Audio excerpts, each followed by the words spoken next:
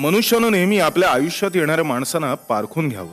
तसं न केल्यास तो आपल्या आयुष्याचं स्वास्थ्य बिघडवून घेतो. अरे शेठजी, तुम्ही इथे? तुम्हाला शोधायला मी तुमच्या घरी गेलो होतो. हलकट बेशरम नालायक, आमची फसवणूक करायला तुला लाज नाही वाटत? आम्हाला दगा दिलास. शेठजी, मी तुम्हाला फसवलं? हो हो, तू मला फसवलास. गिराईकला खोटे दागिने देतोस आणि खरे दागिने तू आपल्याजवळ ठेवतोस. याला फसवणूक नाही म्हणायचं तर काय म्हणायचं? नाही शेठजी, नाही. हे खोटं आहे. हे साप खोटं आहे. हे खोटं आहे शेठजी, हे खोटं आहे. असा साळसूतपणाचा आळ आणू नकोस. मला गणपतरावांनी सगळं काय सांगितलेलं आहे. त्याला तू खोटा दागिना बनवून दिलास म्हणूनच तुझे उद्योग आम्हाला माहिती पडले. आता मला सांग, हे दागिने तुझ्या कपाटात कसे आले? आता सगळा प्रकार माझ्या लक्षात आलाय. शेठजी, अरे गुन्हेगार तर हे श्रीपाद, सीताराम आणि गजानन आहेत. या तिघांनीच हे कारस्थान रचलंय. हो शेठजी, हे खोटे दागिने बनवायचे आणि माझ्याकडे द्यायचे आणि मी तसेच कस न बघता ते गिराहिकांना द्यायचो. या मित्रांवरती विश्वास दाखवला ना, ती चूक झाली माझी. वा रे वा धनंजय, स्वतःची सुटका करून घ्यायला आम्हालाच गुन्हेगार म्हणवतोस. बघा शेठजी, आता तुम्हीच बघा. प्रकरण सगळं स्वतःवर येतोय म्हटल्यावर हा आमच्यावर आळ घेतोय. आणि आम्ही जर याला खोटे दागिने बनवून देत होतो शेठजी, तर ह्याने एकदा तरी त्याची परीक्षा घ्यायला हवी होती ना. अहो, एकदा तरी ह्याने ते तपासून पाहायला हवे होते ना, पण ह्याने तसं नाही केलं. अहो शेठजी, हाय ना आपल्या पापाची खापर आमच्या माथ्यावर फोडतोय. आणि जर का आम्ही ह्याच्या काळ्या बाजारात सामील असतो तर ह्याचं हे प्रकरण आम्ही तुमच्या समोर उघडं पाडलं असतं का? हे बघ धनंजय, तू हडप केलेले सगळे दागिने मला हवेत. दागिने नसतील ना तर पैसे जमा कर. तुला उद्या सकाळपर्यंत मुदत देतोय. उद्या सकाळी मला पैसे किंवा दागिने मिळाले नाहीत तर तुला मी खडी फोडायला पाठवीन. नाही तर तुझी गावात धिंड काढीन मी, धिंड. अहो शेठजी, शेठजी, खरंच निर्दोष आहे. हो, मला आजच या तिघांच्या कारस्थानाबद्दल कळलं. या तिघांनी मलाही त्यांच्यात सामावून घेण्याचा प्रयत्न केला, पण मी ठामपणे नकार दिला. आणि हे सगळं तुमच्या कानावर घालण्यासाठी मी तुमच्या घरी गेलो होतो. तर तुम्ही आज धनंजय, स्वतःचा बचाव करण्यासाठी तू दुसऱ्यावर चिखल फेकू नकोस. मला तुझं तोंड पाहायची इच्छा नाही. माझ्या नजरेसमोरून दूर हो. पण शेठजी, चालता हो इथून. अरे नीट म्हणतोय ना.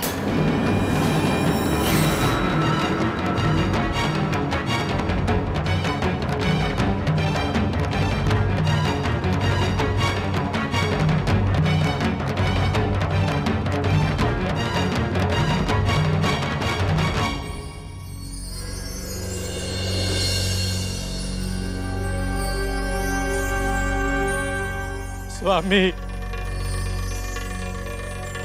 स्वामी, काय चुकलं माझं? काय चुकलं स्वामी? काय चुकलं? माझ्याच बाबतीत असं का घडलं? माझ्याच बाबतीत का घडावं असं स्वामी? माझ्याच बाबतीत का घडावं? स्वामी, शेठजींची इतकी वर्ष इमान इतबारे सेवा केली. अतिरिक्त पैशांची कधी आशा बाळगली नाही की वरच्या पैशांना कधी हात देखील लावला नाही.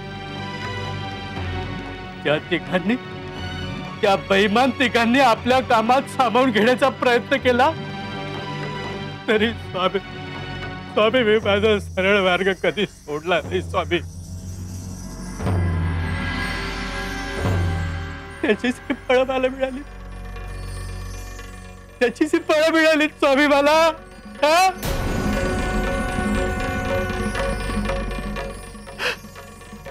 काय चूक झाली माझी?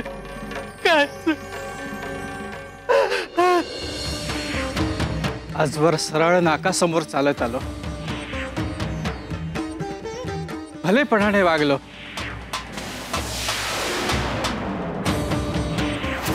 इमाने इतबारे चाकरी केली,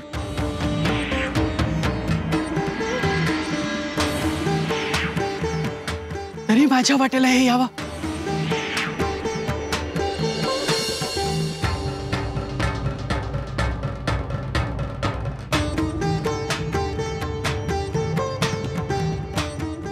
शेटजींनी पण अविश्वास दाखवावा. शेटजी अविश्वास दाखवतील असं वाटलं नव्हतं मला.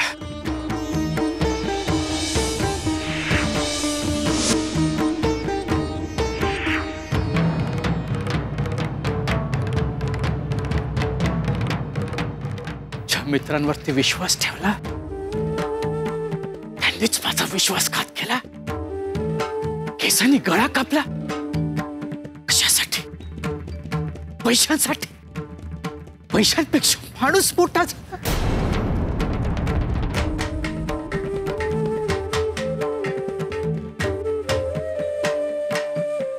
पैसे पैसे कुठून आणू एवढे पैसे? उद्यापर्यंतची मुदत दिली आहे शेटजींनी. दागिना एवढ्या किमतीचे पैसे मी नाही भरले तर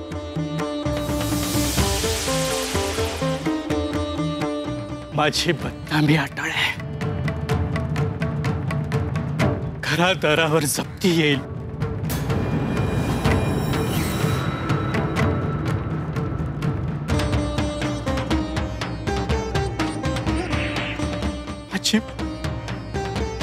माझी बायका मुलं रस्त्यावर येतील.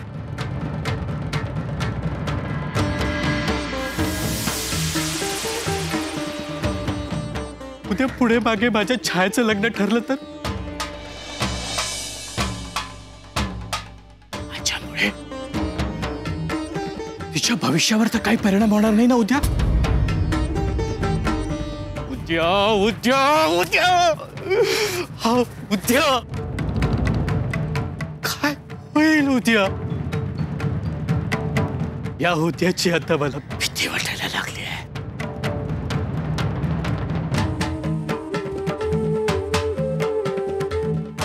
मूर्खा, गाढवासारखा अंधेपणाने लोकांवर विश्वास ठेवतोस आणि मग त्याचे परिणाम भोगायला लागले की परमेश्वराच्या नावाने गळा काढतोस.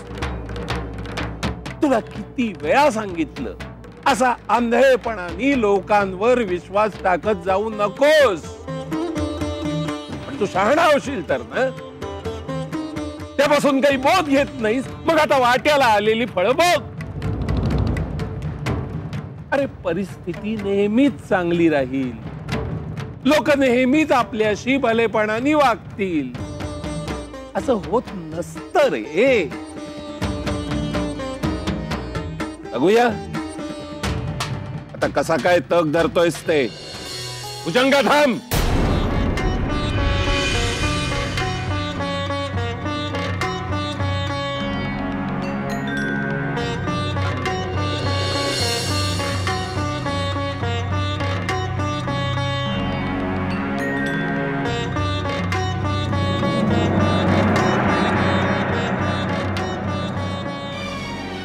अरे निरपराध जीवाचा, मग तो कितीही छोटा असू देत, हकनाक बळी जाणार नाही याची काळजी घ्यावी रे. आणि निरपराध व्यक्तीचा हकनाक बळी जाता नये. आम्ही त्याची दक्षता घेऊ. त्याला शासन होणार नाही हे पाहू.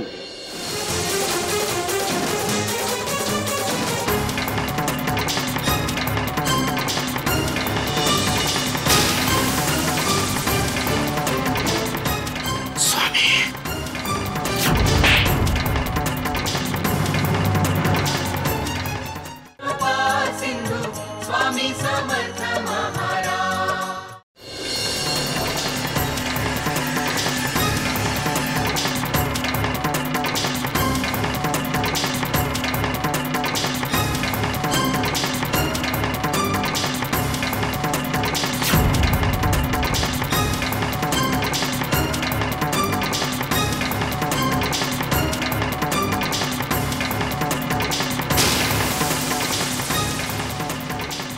जगायचं मला, नाही जगायचं मला. या नीच, दुष्ट, स्वार्थी आणि बनेल फसव्या लोकांच्या दुनियेत नाही जगायचं मला, नाही जगायचं.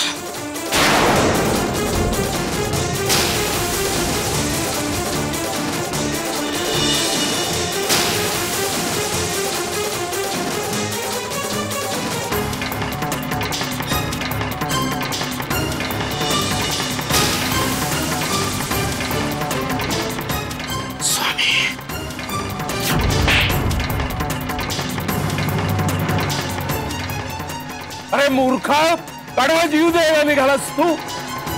अरे इतक्या टोकाला गेलास. अरे जीव एवढा स्वस्त असतो का रे?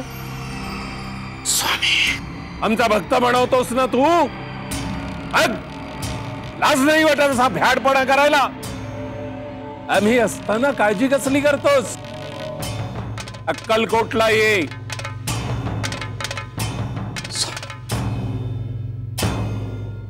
स्वामी मला माफ करा. स्वामी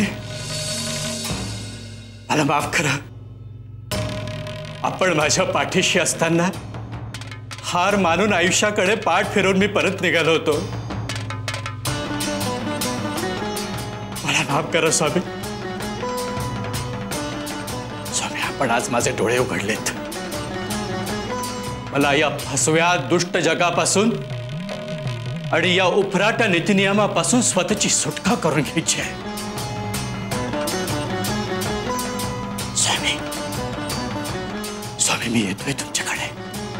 मी येतोय अक्कलकोटा. स्वामी, मी येतोय. अहो बाबा, अहो बाबा, अहो बाबा, अहो काय करताय बाबा? आलो आलो बेटा. अहो आलो. अहो अहो काय करत होतात तुम्ही? किती वेळ झाला? अगं, ते पैसे कसे जमवायचे आणि या प्रकरणातून बाहेर कसा पडायचं या विचारात होतो ना, म्हणून कदाचित ऐकू आलं नसेल मला. अहो पण स्वतःला किती वेळ कोंडून घेतलं होतं. आत्ता बाहेर याल, नंतर बाहेर याल म्हणून वाट पाहिली. शेवटी काळजी वाटायला लागली. हो, कसं वाटतंय तुम्हाला आता? मी बरं आहे लक्ष्मी, खरंच बरं आहे. पुष्कळ बरं आहे आता मी. स्वामी आहेत ना आपल्या पाठीशी. त्यांचं जातीनं लक्ष आहे आपल्याकडे. स्वामी नक्कीच काहीतरी मार्ग काढतील बघ लक्ष्मी. काळजी करू नकोस. बाबा, आम्ही तुम्हाला हेच सांगायला आलो होतो. तुम्ही कसली काळजी करू नका. आपल्याकडे जे जे आहे ते सगळं गोळा करून सेठजींचे पैसे त्यांना देऊन टाकू. मी तुमच्याकडे कसलाही हट्ट करणार नाही. जे मिळेल त्यातच समाधान मानेल. अरे माझ्या सोन्या, किती गुणी बाळ आहे. स्वामी, एवढी समजूतदार बायको आणि गुणी मुलं असताना ही उगाच काळजी करत बसलो होतो. आणि या प्रसंगामुळे माझी ही चिमुरडी किती मोठी झाली आहे ते आजच कळलं मला. हे सुद्धा हेच म्हणाल. कसं द्या. स्वामी, अहो काय चुकलं माझं? मला का मारलं तुम्ही? भुजंगा, अरे ती चपराक तुला नव्हती. तू केवळ निमित्त मात्र होतास. आमच्या एका भक्ताचे डोळे उघडायचे होते आम्हाला. आयुष्याकडे पाठ फिरवून निघाला होता तो. त्याला माघारी बोलवायचा होता. भुजंगा, काही जण वाट चुकतात, काही जण वाट हरवतात. आम्ही त्यांना योग्य वाटेवर आणतो. आता एकाला अगदी बोटाला धरून वाटेवर आणायचंय. ईश्वरांनी आपल्यासाठी काहीच केलं नाही असं म्हणणं आहे त्याचं. त्याला दाखवून द्यायचंय की आम्ही ईश्वरासाठी काय काय केलं आणि काय काय करायला पाहिजे. बघूया.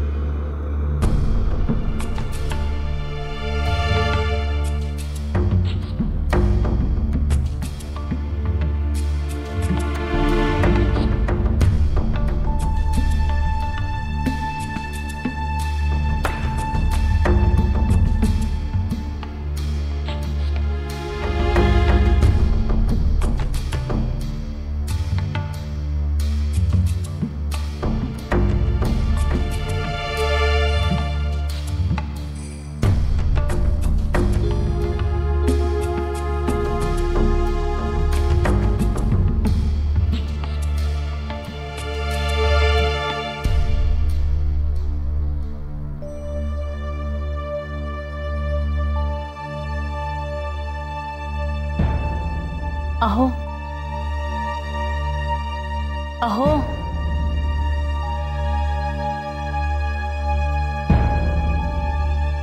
झोपली का ग छाया?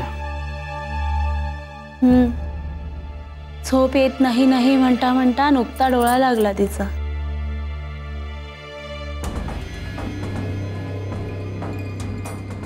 एवढ्या लहान वयात पण किती समजूतदार आहे.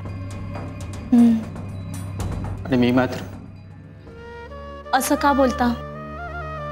आपलं काय ठरलंय या गोष्टीवर आता आपण चर्चा करायची नाहीये. आणि येणाऱ्या प्रत्येक संकटाला आपण सगळ्यांनी मिळून तोंड द्यायचं असंही ठरवलंय ना आपण. मग असं का बोलता?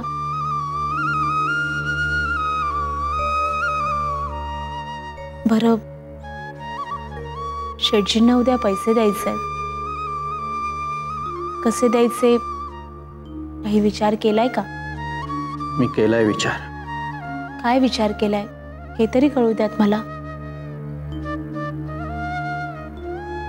ते तुला कळेलच वेळ आली की. आपण लक्ष्मी,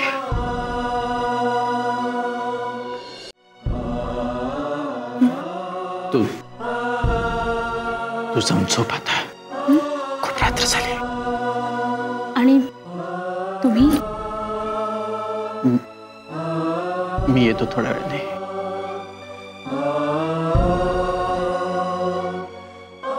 बरं, उशीर करू नका.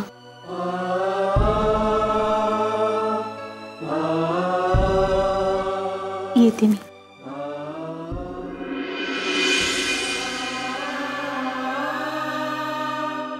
स्वामींनी मला अक्कलकोटला बोलवलंय. जायचं तर आहेच, पण एकाच विचारानं पाऊल अडतं. मी गेल्यावर इथे छाया आणि वंदनाचं काय होईल? शेठजी दोघींना त्रास तर देणार नाहीत. काय करायचं? या प्रकरणाचा सोक्ष मोक्ष न लावता कसं जायचं? असं करणं म्हणजे जबाबदारी टाकून पळ काढल्यासारखं होईल. पण स्वतः स्वामींनी ज्या अर्थी आपल्याला बोलवलंय त्या अर्थी त्यामागे काहीतरी प्रयोजन असणारच. स्वामी असताना आपण का काळजी करायची? त्यांची आज्ञा मानून अक्कलकोटसाठी निघूया, तेही आत्ताच. कारण वंदना आणि छायासमोर निघालो तर ते आपल्याला जाऊ देणार नाहीत. आलोच स्वामी, निघालोच.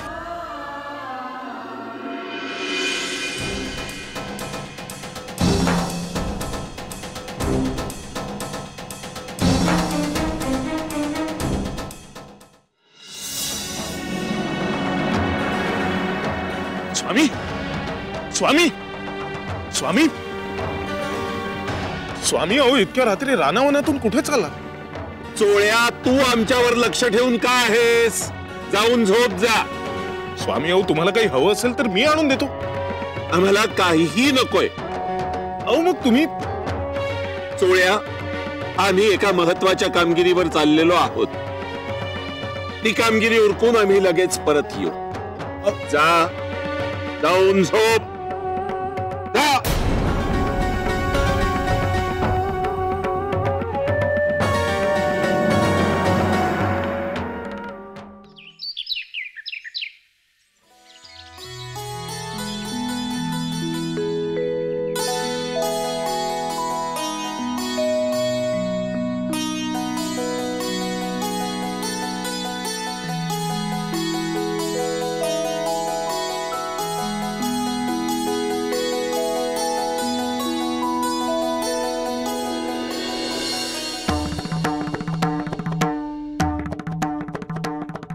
छाया, छाया, उठ बाळा. अगं, तुझे बाबा नाही आहेत घरात. अगं इथेच कुठेतरी गेले असतील. अगं, मला उठवल्याशिवाय कधीच कुठे बाहेर जात नाहीत ते. अगं नसेल उठवलं एक दिवस, त्यात काय. तसं नाही ग, इतक्या वर्षात असं कधीच घडलं नाही. नाही नाही, आपण बघून येऊ त्यांना. चल बघू. बाबा, आई, हा, चिठ्ठी. अगं बघ ना. मी देवाच्या ठिकाणी चाललो आहे, माझी काळजी करू नका. अगं आई, देवाच्या ठिकाणी म्हणजे कुठे? हा, अगं मला तरी नीटसं कुठे ठाऊक आहे. कुठे चालले ते सुद्धा लिहिलेलं नाही. मला ना सारखी काळजी वाटते ग. अगं, कालच्या घडलेल्या प्रकारापासून खूप चिंतित होते ते. मी त्यांना सारखं विचारत होते, पण मला म्हणाले तू झोप, उद्याचं उद्या पाहू. मलाही मेलीला झोप लागली. छाया, अगं स्वतःच्या जीवाचं काही बरं वाईट तर नाही ना केलं असणार त्यांनी. आई तसं काही होणार नाही, स्वामी आहेत ना, स्वामी त्यांना असं काही करून देणार नाही, तू काळजी करू नकोस. अगं काळजीपासून सुटका आहे का आपली? त्यात ते शेठजी येतील, त्यांना तोंड द्यावंच लागेल आपल्याला.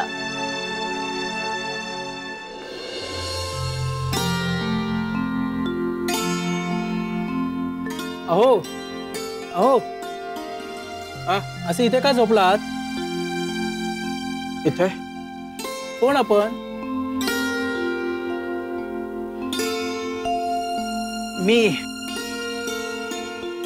मी धनंजय थोरात बाबा. अरे, घरदार सोडून अक्कलकोटला जाण्यासाठी निघालो होतो. चालून चालून थकलो म्हणून इथे थोडा वेळ पडलो. तर पडल्या पडल्या झोप कधी लागली ते कळलंच नाही. अक्कलकोटात जातात? हो. का हो, असं का विचारलं? अहो, तुमची जर हरकत नसेल तर आमच्या बरोबर चला. तुमच्या बरोबर? इथे जवळच आमचं मठ आहे, तिथे आमचे गुरु राहतात. त्यांच्यासोबत आम्ही लवकरच अक्कलकोटला जात आहोत. अहो, आमच्या बरोबर आलात म्हणजे तुम्हाला आमची सोबत मिळेल आणि मार्गही चुकणार नाही. आणि आमच्या बरोबर अक्कलकोटला व्यवस्थित पोहोचू शकाल.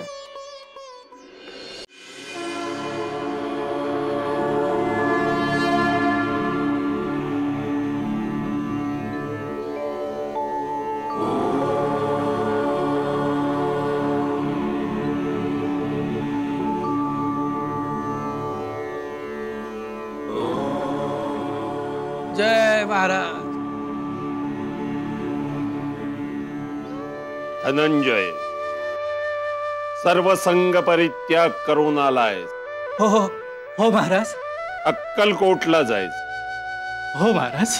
काही दिवसात आम्ही आमच्या शिष्यांबरोबर अक्कलकोटास जातो आहोत. तोपर्यंत तू मठात राहा. पण एक काम करावं लागेल. ही वीणा गळ्यात घ्यावी लागेल. जमेल? हो महाराज. आणि एक मठात अखंड वीणावादन सुरू असतं. तू म्हणशील सवड मिळेल त्यावेळी मी वीणावादन करीन. चालणार नाही. रात्री बेरात्री सुद्धा आम्ही वीणावादन करायला सांगू. जमेल? हो महाराज, नक्की जमेल. आम्ही वीणा खाली ठेव म्हणेस्तोवर वीणावादन करावं लागेल. जमेल? हो महाराज. ठीक आहे. माझी माणसं तुला मठात राहू देतील, तिथे राहा. जशी आज्ञा महाराज.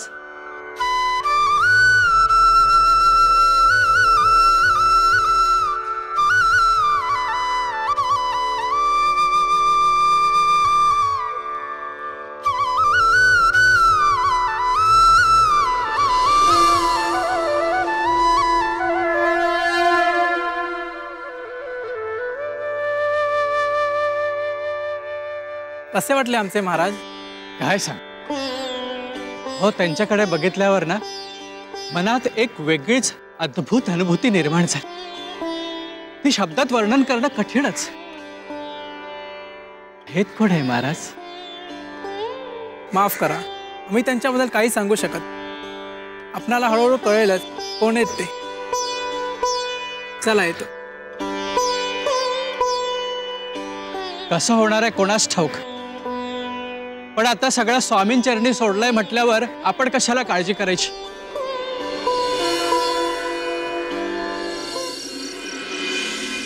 अहो धनंजय पंत, उठताय ना? हो हो, मी जागाच आहे, उठलेलाच आहे. विना घ्यायला येत आहे ना? हो येतो ना विणा घ्यायला. मी तुमच्याच बोलण्याची वाट बघत होतो.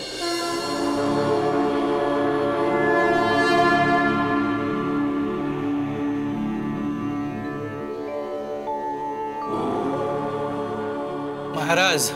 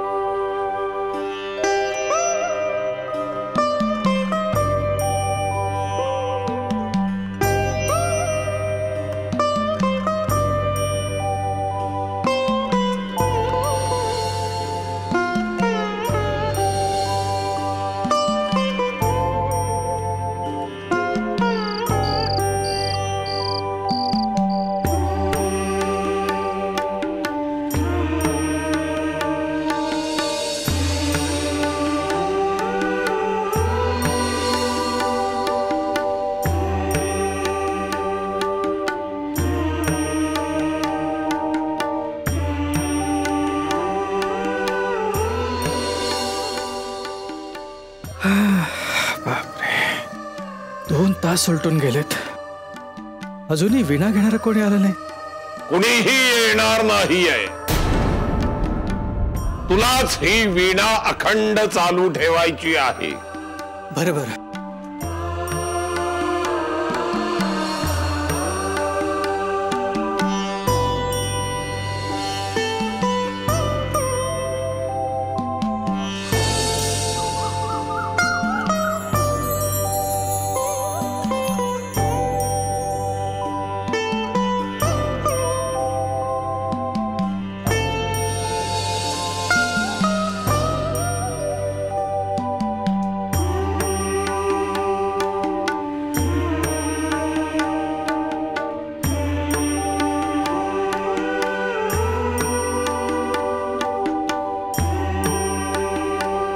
धनंजय,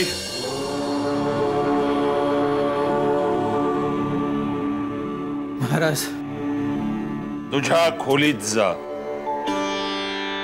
तिथे लाडू ठेवलेत, ते खा आणि पुन्हा इथे ये.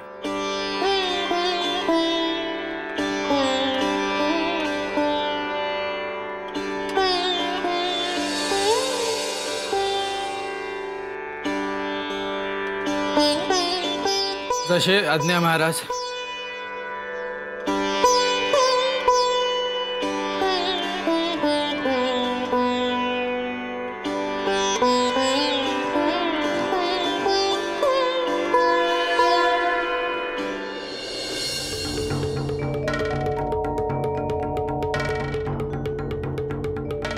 धनंजय,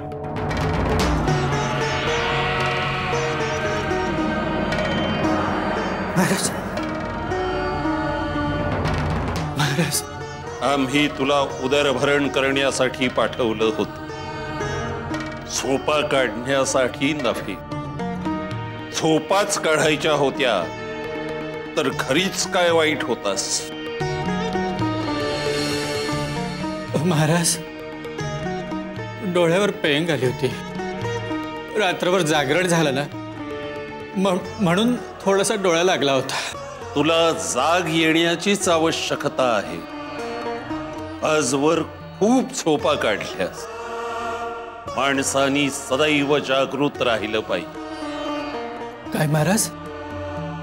काही नाही. स्नान करून घे, डोळ्यावरची झापड दूर होईल. आजपासून आम्ही तुझ्याकडून पौरोहित्य करवून घेणार आहोत. महाराज माझ्याकडून इतकं सगळं करून घेतात, पण अजूनही यांची ओळख काय पटलेली नाही. हे आहेत तरी कोण? विचारणार तरी कसं आणि कोणाला विचारणार? तुला प्रश्नच फार पडतात. तुझ्या सगळ्या प्रश्नांची उत्तरं योग्य वेळ आली की मिळतील.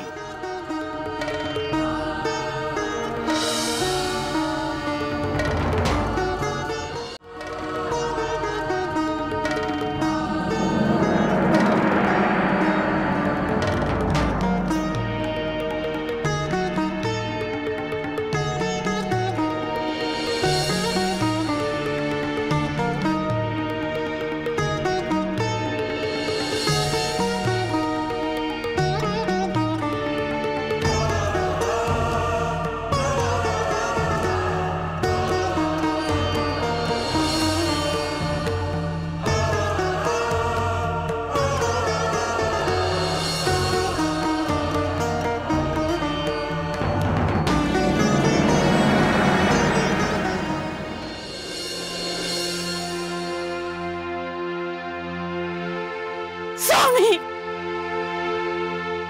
स्वामी आता मला फक्त तुमचाच आधार आहे. तुम्हीच काय तो मार्ग दाखवा आता मला. मला काय करायचं काही सुचत नाहीये. तुमच्या कृपेने खूप सुखाचा संसार चालला होता आमचा. कोणाची तरी दृष्ट लागली त्याला. आमचे हे घरातनं निघून गेले तो. फार वाईट परिस्थिती ओढवली. एका चांगल्या सज्जन माणसाच्या आयुष्याची अशी परवड व्हावी का? सगळ्यांशी तो चांगला वागत होता म्हणून आपली मूल्य, आपली तत्व कधीही सोडली नाहीत त्यांनी.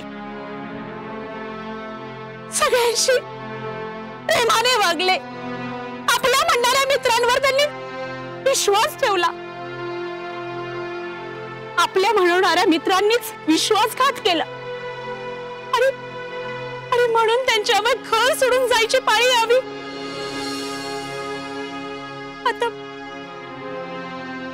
आता आम्ही दोघीच आहोत. काय करावं काही कळत नाही.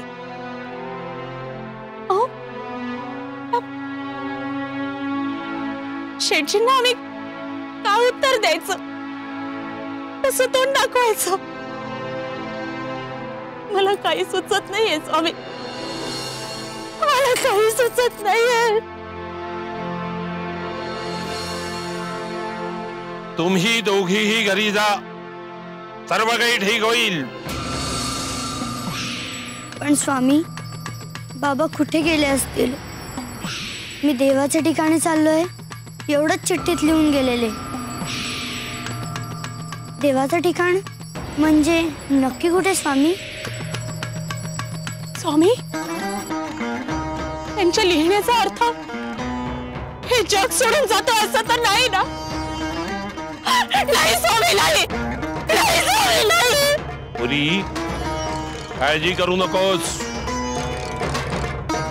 तुझा नवरा सुरक्षित आहे. घरी जा.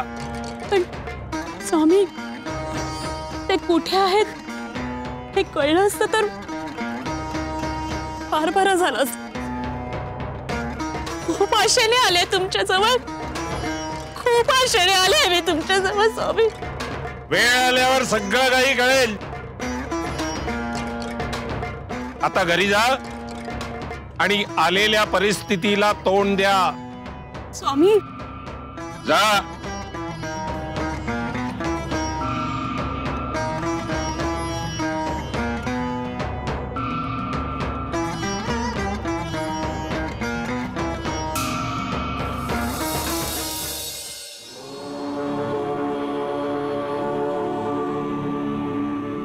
एक काम करायचंस महाराज.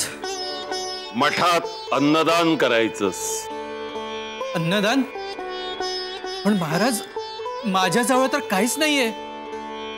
तुझ्या शंकात फार. माधुकरी मागायची, मिळेल तो शिधा शिजवून अन्नदान करायचंस. एक व्यवधान पाळायचं. फक्त 3 घरी माधुकरी मागायचीस. माई भिक्षा वाढा. माई, ओ माई, भिक्षा वाढा. माई,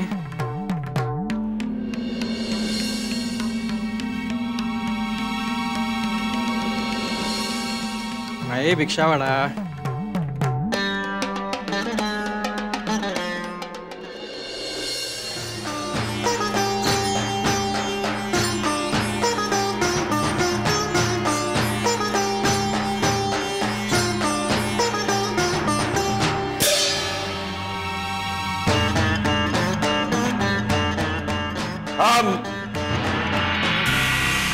तुला जेवायला बस म्हणून सांगितलं मग? नाही, पण आता सगळेच जेवायला बसलेत म्हणून म्हटलं. धनंजय, आम्ही सांगतो तेवढंच करायचंस.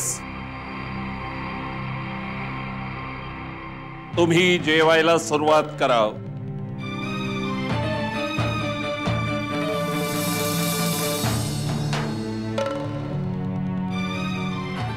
सगळे कसे पोटभर जेवताय, मी मात्र उपाशी राहायचं, असं का? आजचा पूर्ण दिवस उपवास घडला. हे सर्व काय आहे? काय मिळणार आहे सर्व करून? धनंजय, प्रश्न नकोत. आम्ही सांगतो तेवढंच करायचं. आणखी एक सांगतोय, उद्यापासून गुरुचरित्राची रोज 1 अशी सलग 11 पारायण करायची. जशी आज्ञा महाराज.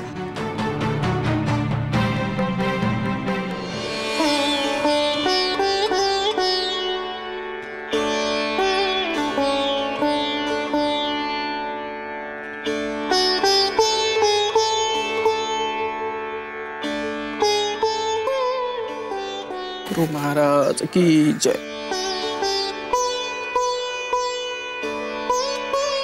स्वामी महाराज, आज तू आमच्या शिष्यांबरोबर अक्कलकोटास जायचंस. महाराज, आपण आमच्या बरोबर अक्कलकोटाला येणार नाही? तुझ्या सगळ्या प्रश्नांची उत्तरं मिळायची वेळ जवळ आली. अक्कलकोटास जा. सगळं काही लक्षात येईल. स्वामी, स्वामी. ये धनंजय. स्वामी. धनंजय, आलास? आलो स्वामी, आलो. आपल्या आज्ञेप्रमाणे घरदार सोडलं आणि अखेर इथे आपल्या चरणाशी आलो स्वामी. स्वामी, मनात बरेच प्रश्न आहेत. ते तर असणारच. कळेल. आणि काय रे, आयुष्याकडे पाठ फिरवून निघाला होतास? आम्ही दिलेलं आयुष्य संपवणारा तू कोण? तुला तेच सांगण्यासाठी आणि काही गोष्टी शिकवण्यासाठी इथे बोलवून घेतलंय. स्वामी, आपली इच्छा समजून प्रत्येक गोष्ट स्वीकारायचं असं ठरवलं होतं मी. म्हणून स्वामी, मधला काळ या सगळ्यांबरोबर काही दिवस मठात घालवावा लागला मला. पण स्वामी, मी थेट इथपर्यंत का येऊ शकलो नाही हे कळलं नाही मला स्वामी. पण स्वामी, ते महाराज कोण होते हे शेवटपर्यंत कळलं नाही मला. कळेल. ते कोण होते ते तुला आत्ता कळेल.